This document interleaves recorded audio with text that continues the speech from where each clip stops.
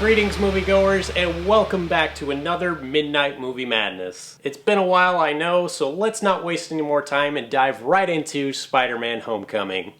The third iteration of our favorite web-swinging superhero picks up 2 months after his debut appearance in Captain America Civil War, and Peter Parker, played this time around by Tom Holland, is still eagerly awaiting his next superhero outing with Tony Stark, reprised once again by Robert Downey Jr. But for the time being, Peter has to juggle around a multitude of obstacles, like keeping his best friend quiet after his secret identity is revealed, possibly finding a date for Homecoming, figuring out how the rest of his new Spidey suit works, and possibly take on a new bad guy in the form of a shady scavenger named Adrian Toomes, also known in the comics as the Vulture, played here by veteran wing superhero Michael Keaton. Now, before I give away my thoughts on the film, let me first start off with saying a big warm thank you to Sony Pictures for finally coming to their senses, realizing how much they f***ed up in the past, and allowing Spider-Man out to play with the big kids over at Marvel Studios. Granted, Sony still owns the rights to this character and will most likely f*** it up again with supposed future spin-offs, but for now, I'd say this is a clear victory for all parties involved, especially the fans. Even though he was only on screen for 20 minutes in Civil War, people were quick to say how Tom Holland was hands down the best actor to play this role. For me, I really wanted to reserve my judgment until his first solo outing, and now that I've seen it,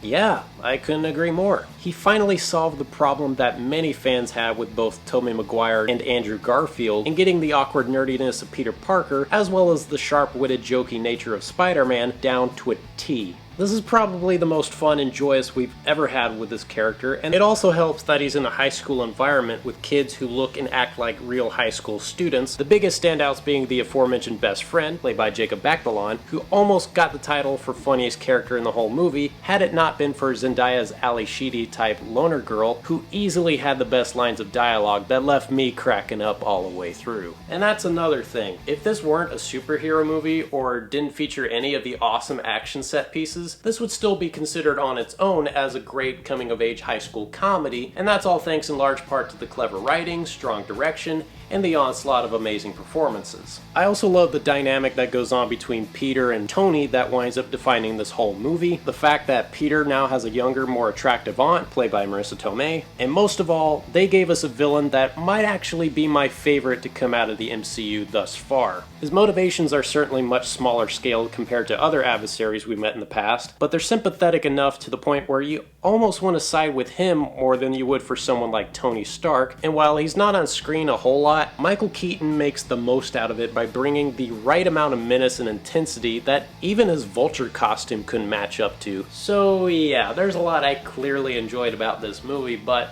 is there anything at all I found negative? Well, there are a few that most would argue as nothing more than mere nitpicks, including certain character reveals that feel a bit tacked on, some effect shots looking like they needed to go through some more rendering, the score by Michael Giacchino not utilizing enough of the classic Spider-Man theme that played during the Marvel Studios logo, and perhaps my biggest pet peeve of all, the messed up timeline. I said earlier that this movie picks up 2 months after the events of Civil War, and yet this movie opens up with a prologue set during the aftermath of the first Avengers movie, which we all assumed took place in the year 2012, 4 years before Civil War happens. But then it all gets contradicted when we get a title card that says 8 years later, which would place this story in the year 2020. What? How did this little detail go unnoticed by the folks at Marvel? Was the prospect of Sony making their own R-rated Spideyverse that distracting that you couldn't remember what year this movie took place in? Doesn't anyone notice this? I feel like I'm taking crazy pills!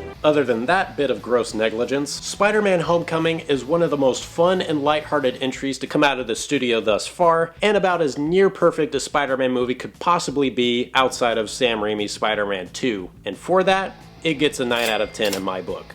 And that concludes our show. Feel free to like, share, subscribe, or leave a friendly comment down below and tell us what you thought about Spider-Man Homecoming. And as always, I'm the host, and I will see you next time on another Midnight Movie Madness.